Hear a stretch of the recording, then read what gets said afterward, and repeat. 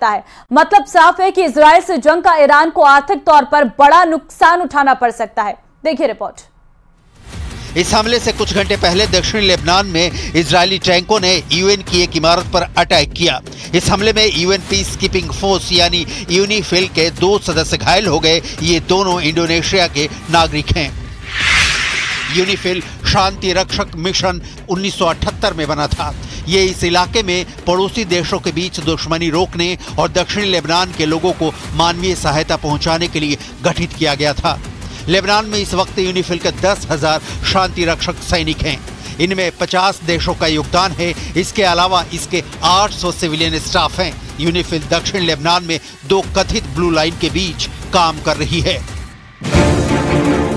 UN peace mission की team पर हमले के बाद इटली, फ्रांस और इंडोनेशिया जैसे कई देशों ने इजराइल से जवाब मांगा है। हिजबुल्लाह ने कहा कि उसने नकोरा में भी जमीन पर मौजूद इजरायली सैनिकों पर रॉकेट दागे और इस इलाके में आ रहे एक टैंक को गाइडेड मिसाइल से नष्ट कर दिया।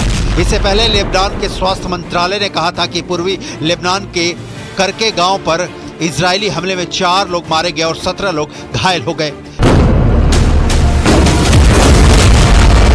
इजराइल के अंधाधुंध हमलों के बीच हिजबुल्लाह ने इजराइल के हाइफा की खाड़ी को निशाना बनाया है। ताबड़तोड़ करीब 100 रॉकेट दागे हैं। कुछ को इजराइल के एयर डिफेंस सिस्टम ने रोक लिया, लेकिन कुछ गिरे जिससे 2 लोगों की मौत हो गई जबकि 8 जख्मी हो गए।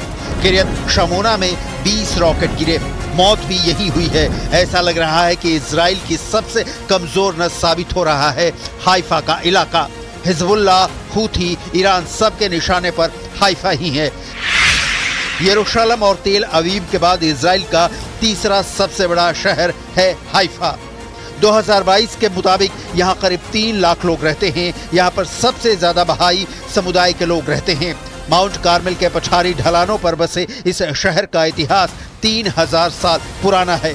1948 की फिलिस्तीन जंग में जब हाइफा में युद्ध हुआ तो यहाँ के अरब आबादी शहर छोड़कर भाग गई थी। इसके बाद ये शहर इजराइल का हिस्सा बन गया। हाइफा एक बंदरगाह शहर है। इजराइल का हमला घातक और पिन पॉइंट एक्यूरेट होता है, जिससे हुई तबाही की तस्वीरें आपकी स्क्रीन पर हैं।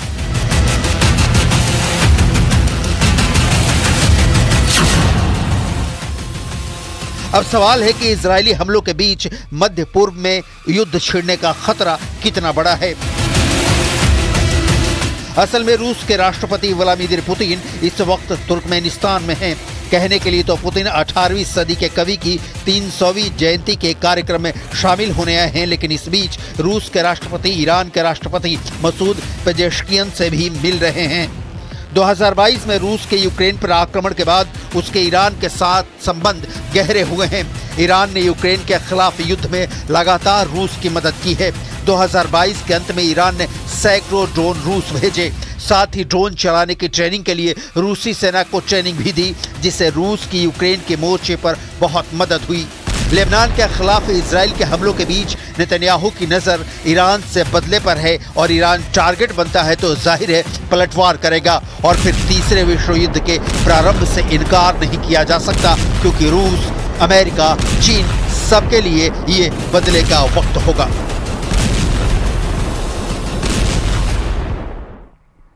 और चलिए इस बुलेटिन में फिलहाल के लिए बस इतना ही। आगे आप देखिए।